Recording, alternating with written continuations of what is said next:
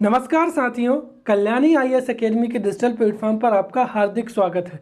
हम औद्योगिक क्षेत्र से संबंधित इश्यूज एवं इनिशिएटिव्स को पढ़ रहे हैं। पिछली कक्षा में मैंने आपको औद्योगिक क्षेत्र के उपायों में अधोसंरचनात्मक इनिशिएटिव्स के बारे में पढ़ा दिया था। पिछली कक्षा में हमने SEZ, निर्यात प्रसंस्करण क्षेत्र, औद्योगिक गलियारे, MSME सेक्टर एवं PSU, हम इन सब के बारे में बहुत अच्छे से पढ़ चुके हैं। आज हम औद्योगिक क्षेत्र के बढ़ावा देने हेतु अर्थात औद्योगिकरण की प्रक्रिया को तीव्र करने के लिए जो योजनागत इनिशिएटिव्स हैं उन पर हम चर्चा करेंगे, जैसे प्रोडक्शन लिंक्ड इंसेंटिव स्कीम, प्रधानमंत्री कौशल विकास योजना, make in India, smart of India. तो शुरू करते हैं हम यहाँ पर प्रोडक्शन लिंक्ड इंसेंटिव स्कीम से। देखिए, जो जितनी भी योजनाएं हैं उनके एग्जाम्स में पूछे जाने की संभावना भी अधिक है, क्योंकि ये सीधे सीधे गवर्नमेंट इनिशिएटिव्स होते हैं। और परीक्षा की दृष्टि से अगर आप ये समझ जाएं कि ये योजनाओं को लाने का क्या कारण है, तो आपको वो योजना याद करने में बहुत आसानी हो जाती है। आप सीधा योजना को, उसके प्रमुख जो तथ्य हैं उनको याद करने बैठ जाओगे तो फिर हो सकता है कि आपको वो योजना, एक तो उसको याद करने में भी कठिनाई हो, या हो सकता है अगर आप भूल गए तो फिर आप मन से यहाँ पर कुछ बिंदु नहीं लिख पाएंगे। लेकिन यदि वो योजना क्यों लाई गई है ये चीज़ आपको क्लियर हो गई तो एग्जाम्स में आप बेहतर तरीके से अपने शब्दों में उत्तर को रिप्रेजेंट कर सकते हैं। यहाँ पर जो योजनाएं हैं वो 5 नंबर में या 11 नंबर में पूछी जा सकती हैं। तो सबसे पहला हो जाएगा यहाँ पर उत्पादन से संबंध योजना, जिसको अंग्रेजी में कहते हैं प्रोडक्शन लिंक्ड इंसेंटिव स्कीम, या इन शॉर्ट में इसको PLI स्कीम के नाम से भी जाना जाता है। और ये एक बहुत अच्छी योजना है।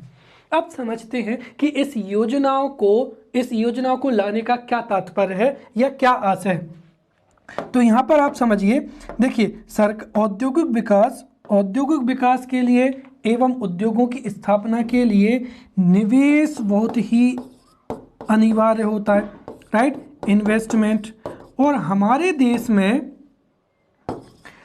देश में उद्योगों के तीव्र विकास के लिए अपेक्षित इन्वेस्टमेंट की क्या है, अभी भी कमी है। जब निवेश ही नहीं होगा तो नए उद्योगों की स्थापना में कठिनाई आएगी। और सरकार के पास में भी इतना फंड नहीं है कि सरकार यहाँ पर जितनी भी इकाइयाँ हैं जो कि जिनकी स्थापना हो सकती है भविष्य में, उसके लिए यहाँ पर पूंजी या कैपिटल जारी कर सके या फंड यहाँ पर अलॉट कर सके। और इस समस्या से समाधान के लिए यहाँ पर PLI स्कीम निकाली गई है। अब तो कहने का मतलब यहाँ पर सीधा सा मतलब यह है कि निवेश, जो अपेक्षित निवेश, औद्योगिक विकास के लिए जो अपेक्षित निवेश है उसको हम अट्रैक्ट कर सकें, या फिर जो कंपनियां हैं वही अपने उत्पादन में वृद्धि कर सकें, इसके लिए PLI स्कीम लाई गई है। अब ये स्कीम क्या है, देखिए, PLI योजना के तहत जो जितनी भी उत्पादक इकाइयां हैं उनको उनके सकल उत्पादन पर 5% की प्रोत्साहन राशि गवर्नमेंट के द्वारा दी जाएगी। लेकिन जो उनका जो सकल उत्पादन है उसके 5% की जो प्रोत्साहन राशि है वो तभी दे होगी जब उत्पादन में प्रतिवर्ष या लगातार वृद्धि हो रही हो। कहने का सीधा सा मतलब ये है कि जो कंपनी अच्छा कार्य करेगी, अधिक उत्पादन करेगी, मुनाफा कमाएगी, सरकार उसको प्रोत्साहन देगी। और इसके फलस्वरूप जो जितनी भी इकाइयां हैं वो अधिक से अधिक उत्पादन करने के लिए प्रेरित होंगी। अपनी कार्यकुशलता को वो बढ़ाएंगी। इसके साथ ही वो खुद से ही अपने जो उत्पादन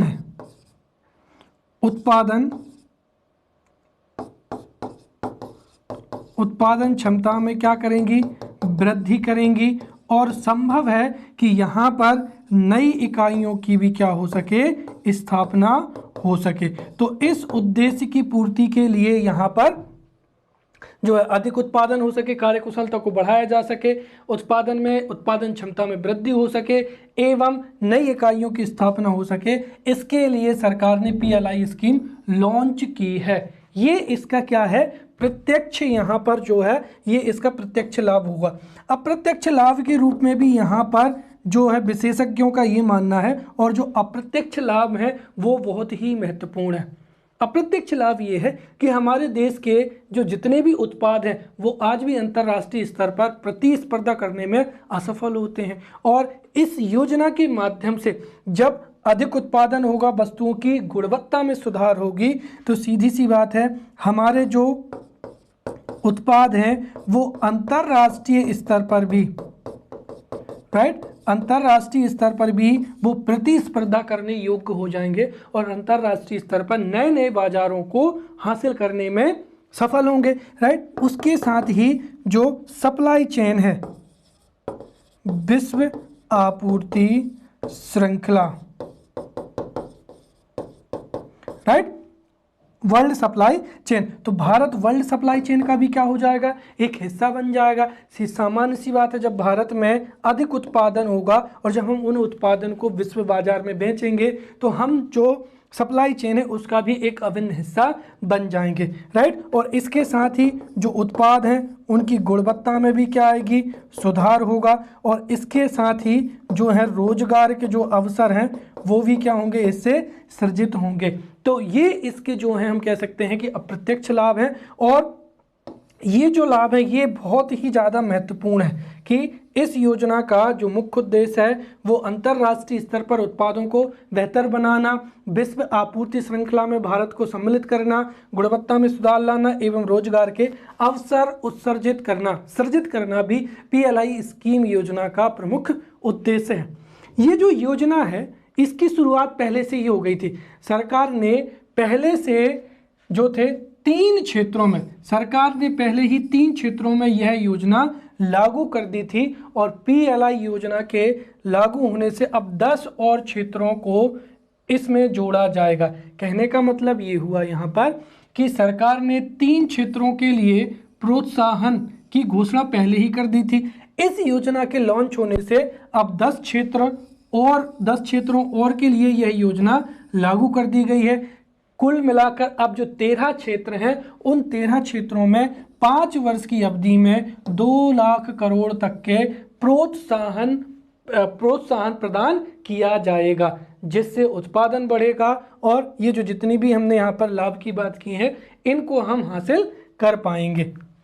उदाहरण के तौर पर दूरसंचार एवं नेटवर्किंग उत्पाद, उन्नत रासायनिक सेल, खाद्य उत्पाद हो जाएंगे, वाइट गुड्स जैसे ACs हो जाएंगे और LED हो जाएंगी, ऑटोमोबाइल इंडस्ट्री हो जाएगी, इत्यादि इत्यादि, राइट। अब हम यहाँ पर इस योजना के महत्व पर प्रकाश डालेंगे। देखिए PLI योजना का सबसे महत्वपूर्ण विशेषता ये है कि PLI योजना परिणाम आधारित है, अर्थात उत्पादन होने के बाद ही प्रोत्साहनों का वितरण किया जाएगा।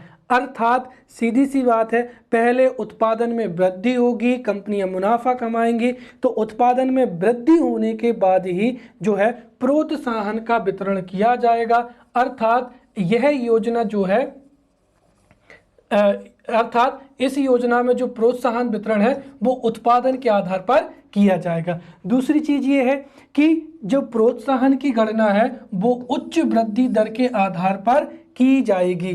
तीसरी चीज ये है कि इस योजना के तहत प्रतिभागियों का चयन उनके आकार एवं उनकी व्यापकता के आधार पर किया जाता है, ताकि वे अधिक मात्रा में माल का वितरण कर सकें एवं उत्पादन कर सकें, राइट।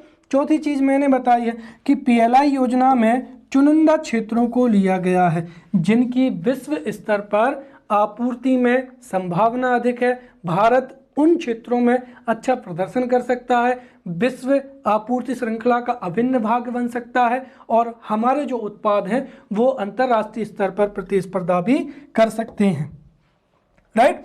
तो यहाँ पर जो है विश्व स्तर की जो है प्रतिस्पर्धा बनाई है योजना। इसके साथ ही अब यहाँ पर जो कुछ बिंदु हैं वो सेक्टर विशेष से हैं। जैसे अगर हम देखें यहाँ पर तो इस योजना के तहत स्टील जो सेक्टर है, अगर विशिष्ट स्टील में यह योजना लागू होगी तो उससे जो मूल्यवर्धन स्टील है इसके विनिर्माण में तथा विनिर्माण क्षमताओं को बढ़ाने में मदद मिलेगी और इससे कुल निर्यात में क्या होगी, वृद्धि होगी। इसके साथ ही जो वाइट गुड्स हैं, ये 3 नंबर में भी प्रश्न पूछा जा सकता है, काफ़ी चर्चा में बना हुआ है। तो वाइट गुड्स में जो इलेक्ट्रॉनिक प्रोडक्ट्स हैं जो कि श्वेत प्रकाश उत्सर्जित करते हैं, तो वाइट गुड्स में जैसे एसीज, एलईडीज हो जाएंगी। तो वाइट गुड्स, एसीज, एलईडीज, इनके उत्पादन में एवं मूल्यवर्धन में एक तो भारत आत्मनिर्भर हो जाएगा, इसके साथ ही ये इस क्षेत्र को विश्व स्तर पर प्रतिस्पर्धात्मक बना देगा। इसके साथ ही खाद्य प्रसंस्करण को भी इसमें जोड़ा गया है। देखिए, खाद्य प्रसंस्करण के क्षेत्र में प्रोत्साहन देने से फूड प्रोसेसिंग इंडस्ट्रीज में बूम आएगी, जिससे एक तो किसानों को उनका बेहतर मूल्य, जो उत्पाद है उसका बेहतर मूल्य प्राप्त होगा और इसके साथ ही बड़े पैमाने पर जो अपव्यय होता है, जैसे फल एवं सब्जियां सड़ जाती हैं, कोल्ड स्टोरेज की व्यवस्था नहीं है, तो उससे भी ये निजात मिलेगी। अगला हो जाएगा, जैसे वर्तमान समय में आपको पता होगा कि भारत का जो फार्मास्यूटिकल उद्योग है, भारत में कई दवाइयों का और वैक्सीन का निर्माण किया जाता है और अगर इस क्षेत्र में और थोड़ा सा प्रोत्साहन दें तो भारत वैश्विक स्तर पर एवं घरेलू जो हितधारक हैं उनके घरेलू हितधारक हैं तथा विश्व स्तर पर उच्च उत्पादन में शामिल होने के लिए जो जितने भी इंडस्ट्रीज हैं वो प्रोत्साहित हो सकती हैं। तो ये यहाँ पर पीएलआई स्कीम थी। अब मेक इन इंडिया प्रोग्राम के बारे में पढ़ेंगे। चलिए, अब मेक इन इंडिया प्रोग्राम को आखिर क्यों लाया गया वो समझते हैं यहाँ पर। तो ये इस स्लाइड का मैं प्रयोग कर रहा हूँ, मेक इन इंडिया प्रोग्राम। देखिए, मेक इन इंडिया प्रोग्राम जो है, ये प्रोग्राम इसलिए लाया गया है क्योंकि हमारे देश में नई उद्योगों की स्थापना के लिए एक नया वातावरण नहीं था। हमारे देश में उद्योगों की स्थापना के लिए कई तरीके के लाइसेंस एवं कई जो थी नियंत्रण, सरकारी नियंत्रण होते थे। तो सरकारी नियंत्रण, लाइसेंस और कई शासकीय प्रक्रिया के माध्यम से उद्योगों की स्थापना काफ़ी डिले हो जाती थी। 2-3 साल में तो उद्योगों की स्थापना की अनुमति मिलती थी, राइट। एक तो ये प्रक्रिया है। दूसरी चीज, जो उद्यमी होता था उसको कई दफ्तरों में या शासकीय कार्यालयों में चक्कर काटने पड़ते थे, राइट। उसको अलग अलग डिपार्टमेंट से एनओसी लेना होता था। जैसे पर्यावरण डिपार्टमेंट हो जाएगा, फिर वाटर डिपार्टमेंट हो जाएगा, एयर डिपार्टमेंट हो जाएगा, तो हर एक विभाग से उसको एनओसी लेना होता था। और इस चक्कर में क्या होता था कि समय की बर्बादी सबसे ज़्यादा होती थी। इसके ऊपर से जो लाल फीताशाही हो जाएगी, राइट।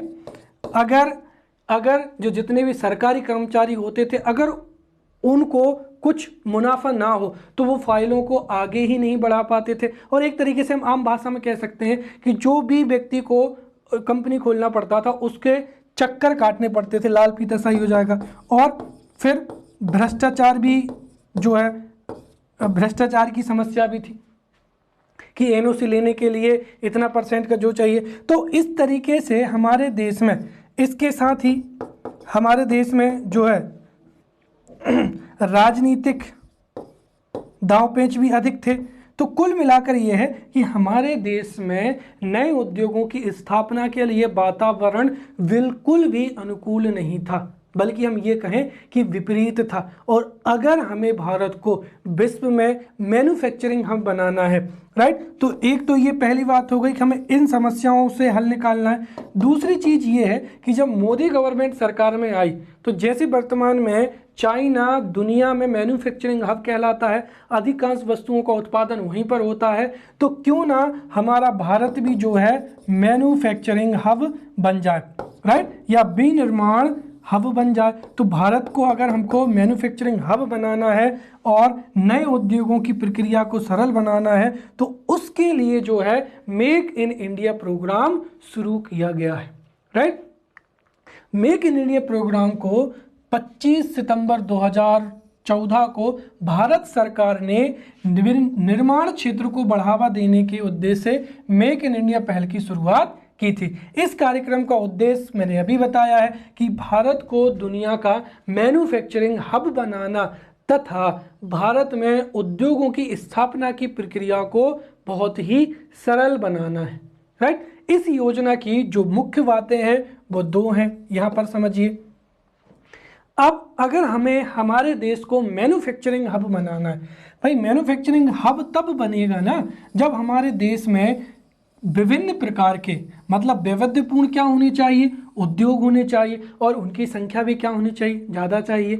अगर उद्योगों की स्थापना होनी तो उसके लिए क्या चाहिए, इन्वेस्टमेंट। और इन्वेस्टमेंट कब आएगा, जब जो मैंने चार समस्याएं बताई ये हल हो जाएंगी, आसानी से जो सरकारी नियंत्रण है वो कम हो जाए, शासकीय कार्यालयों में फाइल जल्दी से कंप्लीट हो जाए, लाल फीताशाही की समस्या ना हो, भ्रष्टाचार ना हो, तो यहाँ पर हम निवेश को आकर्षित कर सकते हैं। और इस योजना के माध्यम से एक एजेंसी की स्थापना की जाएगी जो कि कहाँ होगी, भारत सरकार का जो वाणिज्य और उद्योग मंत्रालय है इसका औद्योगिक नीति एवं संवर्धन विभाग द्वारा, किसके द्वारा, औद्योगिक नीति एवं संवर्धन विभाग द्वारा निवेश भारत या इन्वेस्ट इंडिया नामक एक आधिकारिक संवर्धन एवं सुविधा एजेंसी का प्रवर्तन किया जाएगा।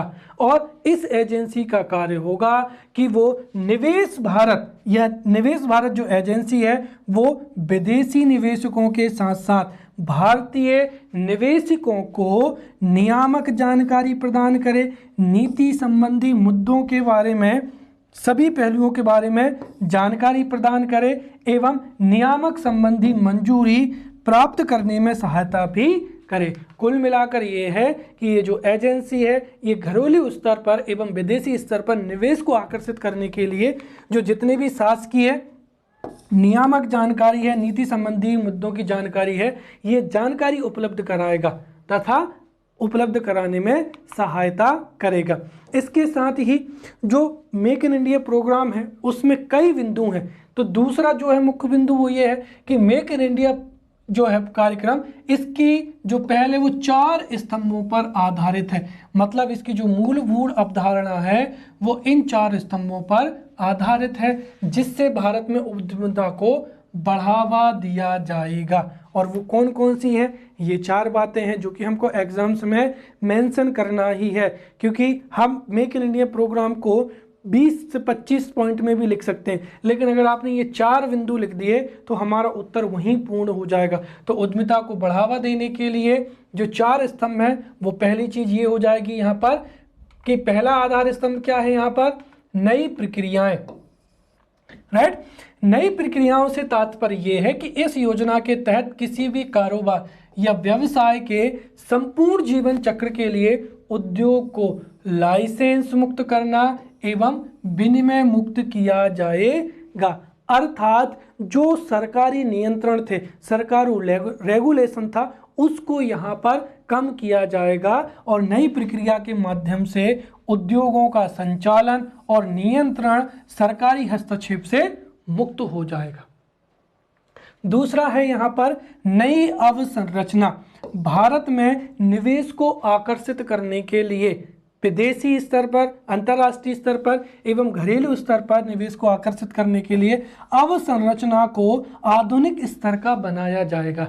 इसके तहत जो हाई स्पीड संचार सेवाएं हैं या एकीकृत लॉजिस्टिक व्यवस्था, जिससे वस्तुओं का रॉ मटेरियल से प्रोसेसिंग करना, उनको बाजार तक पहुंचाने की जो सभी लिंक हैं, जिसको हम कहते हैं लॉजिस्टिक व्यवस्था, उस लॉजिस्टिक व्यवस्था को आधुनिकतम जो प्रौद्योगिकी है उसके आधार पर जो है इंफ्रास्ट्रक्चर को क्या करना, उपलब्ध कराना। और इसके साथ ही हमारे देश में निवेश हेतु तथा सभी औद्योगिक क्षेत्रों को जोड़ने के लिए औद्योगिक कॉरिडोर एवं स्मार्ट सिटी विकसित करने का भी इसमें प्रावधान है, जिससे अवसंरचना जो है अगर उन्नत होगी, आधुनिक तकनीकी पर आधारित होगी, तो साधारण सी बात है निवेश भी आकर्षित होगा।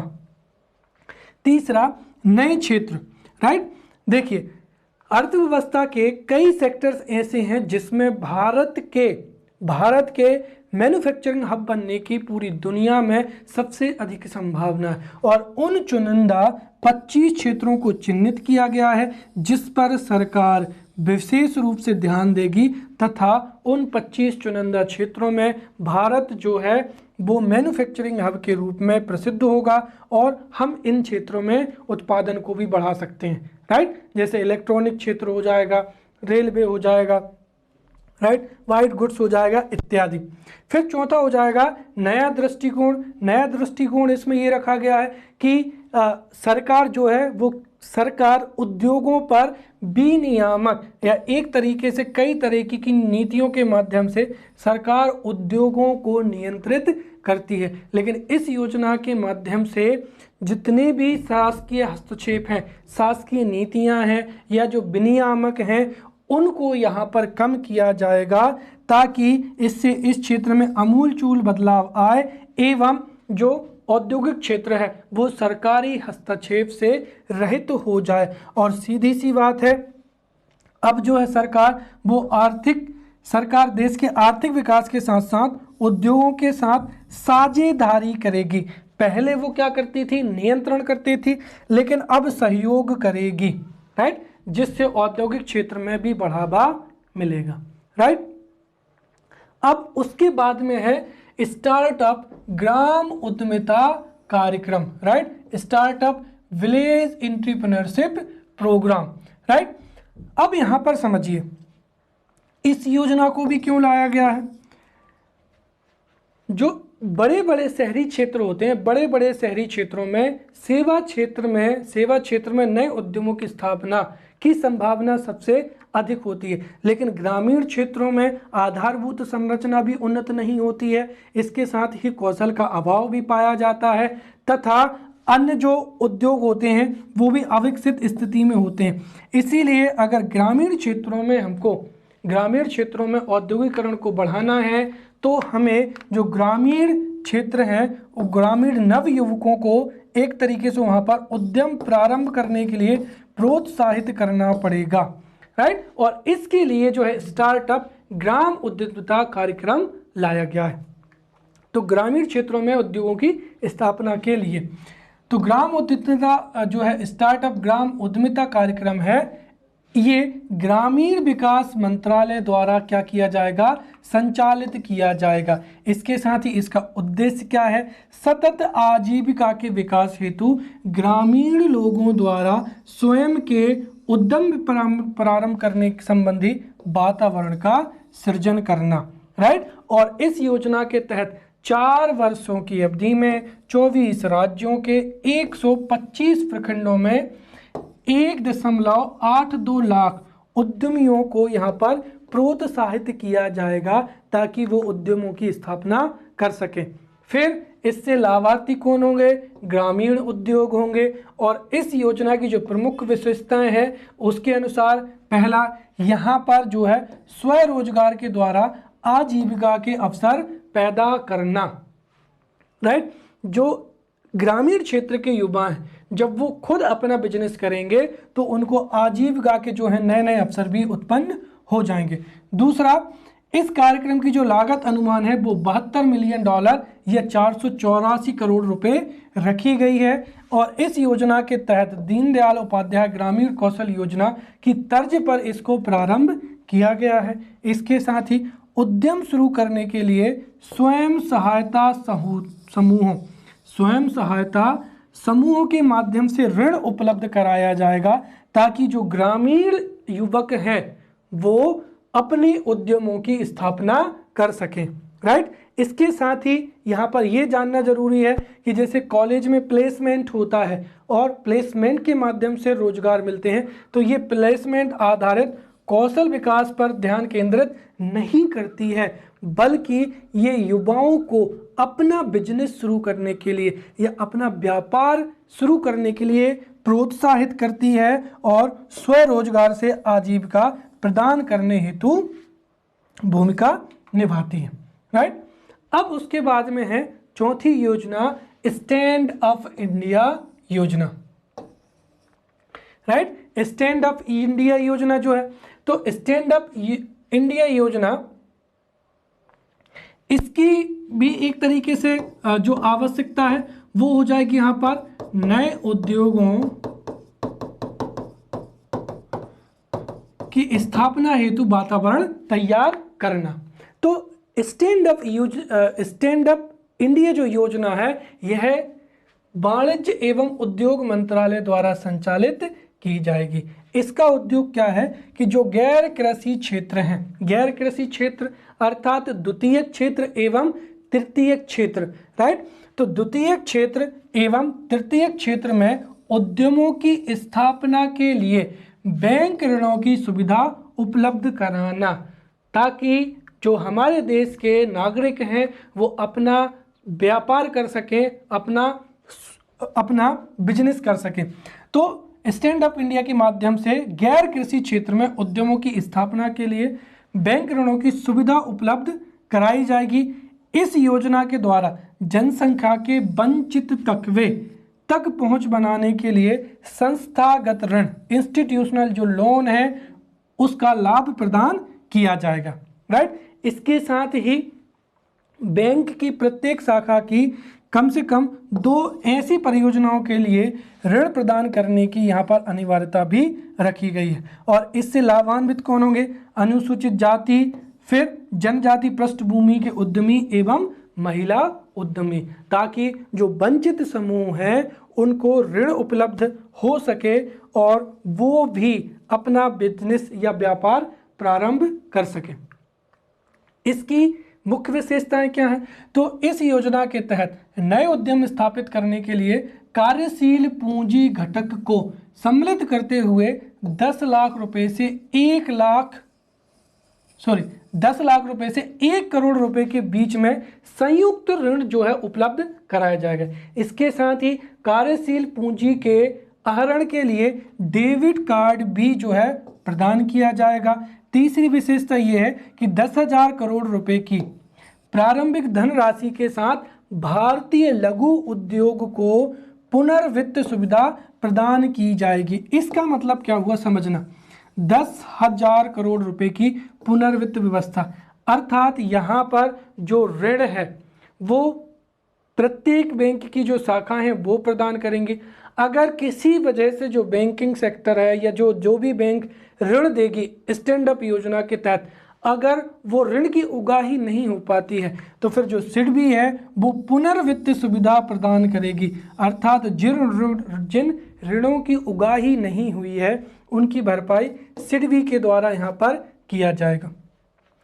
इसके साथ ही ऋण एवं प्रशिक्षण आवश्यकताओं, ऋण को सुविधाजनक बनाने, फैक्टरिंग और विपणन आदि के लिए सहायता के द्वारा ऋण लेने वाले को व्यापक सहयोग भी दिया जाएगा। उसको विपणन मतलब मार्केटिंग की, ऋण प्रशिक्षण इत्यादि सहायता भी की जाएगी। इसके साथ ही ऑनलाइन पंजीयन और सहायता सेवाओं के लिए वेब पोर्टल की भी व्यवस्था की जाएगी, राइट। अब उसके बाद में हो जाएगी 5वीं योजना जो कि है प्रधानमंत्री कौशल विकास योजना, राइट। अब इस योजना को लाने के पीछे कारण क्या है? देखिए, अगर हम देखें तो दुनिया में सबसे अधिक आबादी चाइना के पास है, लेकिन अगर हम बात करें युवा आबादी तो दुनिया में सर्वाधिक जो युवा आबादी है वो कहाँ पर है? भारत में है। पहली चीज़ तो ये हो जाएगी। तो दुनिया की सबसे अधिक युवा आबादी भारत में है जिसका हमें फ़ायदा लेना है, राइट। दूसरी चीज़, अगर आप इसको युवा आबादी के महत्व को समझें तो मैं आपको कुछ चीज़ें बताना चाहूँगा। जैसे जो जनसंख्या होती है वो 2 प्रकार की होती है। एक जो है कार्यशील, राइट, कार्यशील जनसंख्या जिसको हम कह सकते हैं कि 15 से 60 वर्ष के बीच में जो लोग होते हैं वो काम करते हैं, राइट, काम करके कुल मिलाकर कार्यशील होते हैं, राइट, और भारत की अर्थव्यवस्था में योगदान देते हैं। वहीं जो बाकी जो जनसंख्या होती है वो होती है आश्रित, ये अपने खर्चों के लिए 15 से कम और 60 से अधिक, इनका भरण पोषण जो है कार्यशील जनसंख्या के ऊपर होता है। अब यदि यहाँ पर जो कार्यशील जनसंख्या है वो अधिक होगी तो जाहिर सी बात है अर्थव्यवस्था में योगदान भी उतना ही अधिक होगा। इसीलिए अगर हम देखें तो भारत की जो युवा आबादी है अर्थात भारत में कार्यशील आबादी अधिक है।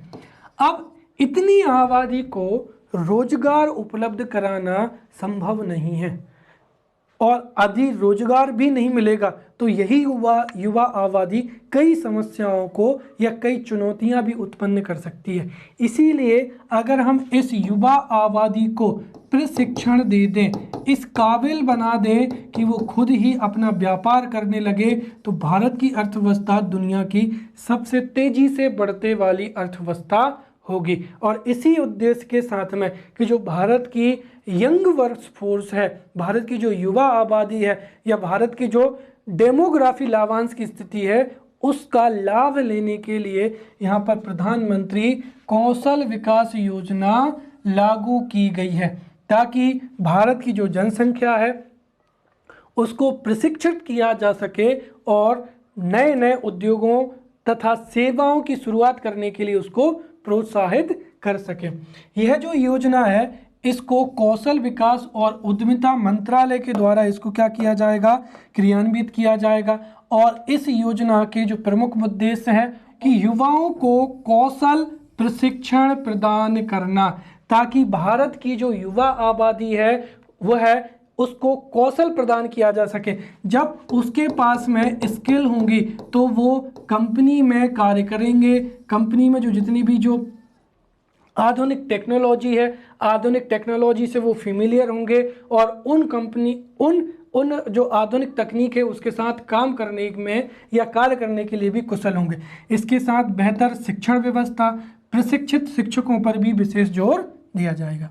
इस योजना के माध्यम से 24 लाख नव युवकों को लाभ प्रदान करने का लक्ष्य रखा गया है जिसमें जो 14 लाख नए लोगों को भी प्रशिक्षण और 10 लाख लोगों को पूर्व में अर्जित कौशल के आधार पर मान्यता प्रदान करने की प्रक्रिया के तहत उनको प्रमाण पत्र दिया जाएगा। कुल मिलाकर यहाँ पर जो टोटल 24 लाख जो युवा हैं उनको प्रशिक्षित किया जाएगा जिसमें से 10 लाख जिनके पास में पहले ही क्या है कि कार्य करने का अनुभव है या जिनके पास में कौशल है तो उनको यहाँ पर जो है प्रमाण पत्र दिए जाएंगे। और जब उनके पास में प्रमाण पत्र दिए जाएंगे तो निजी क्षेत्र में जो जितनी भी कंपनियां हैं वो उनको हायर करने के लिए क्या होंगी, इच्छुक होंगी। इसके साथ ही 14 लाख लोगों को यहाँ पर जो है प्रशिक्षित किया जाएगा जो चाहे इलेक्ट्रॉनिक सामान को सुधार करना हो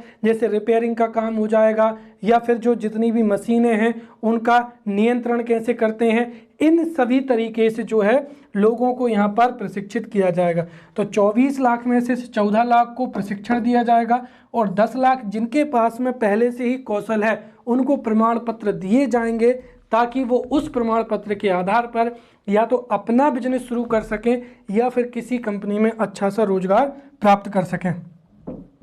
ठीक है, इसके साथ ही इस योजना के तहत कौशल विकास प्रशिक्षण शुरू करने के लिए औद्योगिक प्रशिक्षण संस्थान भी स्थापित किए जाएंगे और ये जो संस्थान है ये पब्लिक प्राइवेट पार्टनरशिप जो है उस नीति के तहत स्थापित किए जाएंगे। इससे जो लाभार्थी कौन होगा, कोई भी भारतीय व्यक्ति जिसमें एक योग्य प्रशिक्षण प्रदाता द्वारा एक मान्यता प्राप्त क्षेत्र में कौशल विकास प्रशिक्षण की प्रक्रिया की पूरी की हो वह क्या माना जाएगा, लाभार्थी माना जाएगा। तो कोई भी भारतीय जिसने एक योग्य प्रशिक्षण प्रदाता के माध्यम से प्रशिक्षण लिया और लेने की जो प्रक्रिया पूरी की है वह इसका लाभार्थी होगा।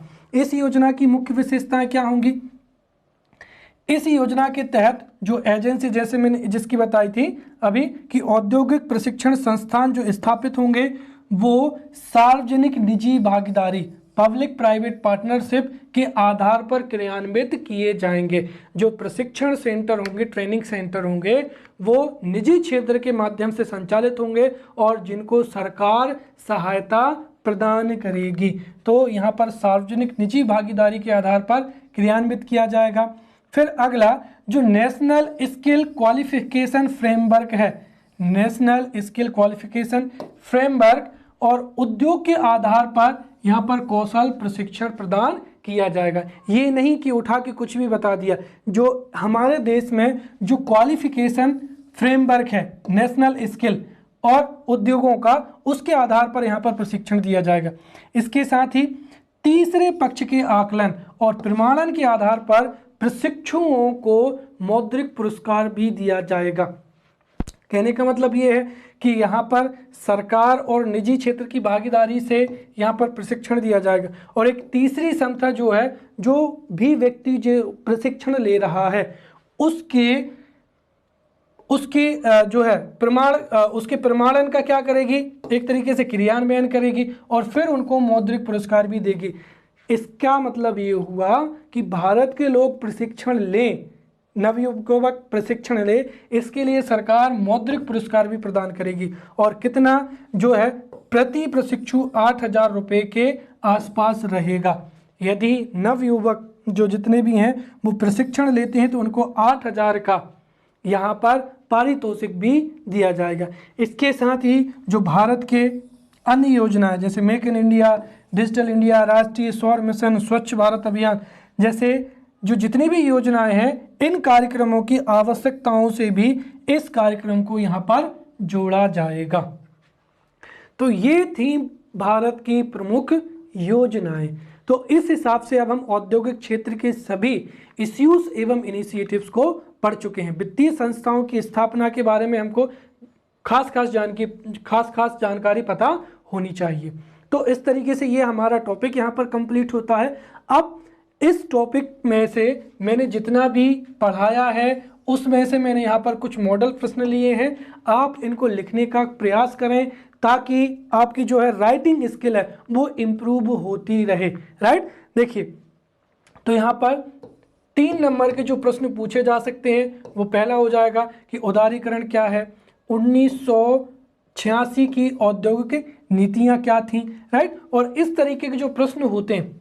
राइट, अब जैसे 1986 की जो आर्थिक नीति है उसमें कई प्रावधान हैं, लेकिन हमें यहाँ पर जो उसके सबसे प्रमुख प्रावधान है वो हमको यहाँ पर लिखना है। परिक्रामी अर्थव्यवस्था क्या होती है, सर्कुलर इकोनॉमी। औद्योगिक गलियारे क्या होते हैं, प्रधानमंत्री कौशल विकास योजना।